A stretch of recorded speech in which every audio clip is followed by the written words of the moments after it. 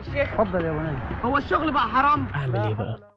أول حاجة لازم تعملها أنت already اتدربت كويس وalready عارف المعلومات، يبقى ما فيش داعي إنك تخاف وما فيش داعي إنك تتلجلج وما فيش داعي إنك ما تبصش للي قدامك في عينه، لازم تكون واثق من نفسك ولازم تكون متأكد مليون المِيّة إن الموضوع سهل وإن أنت هتتقبل، واوعى تحط في دماغك إن أنت طب أنا هاعمل إيه لو ما اتقبلتش؟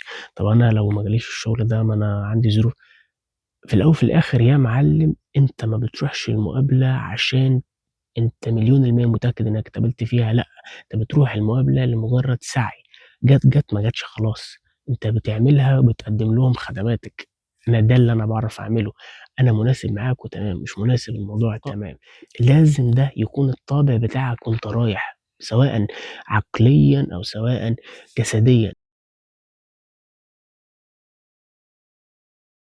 سؤال يا عم الشيخ، اتفضل يا بني. هو الشغل بقى حرام؟ تكون شخص قاعد فارد نفسك، رافع راسك، بتتكلم عادي جدًا، ممكن تستخدم إيدك بس بسيط، الbody language بتاعتك بسيطة.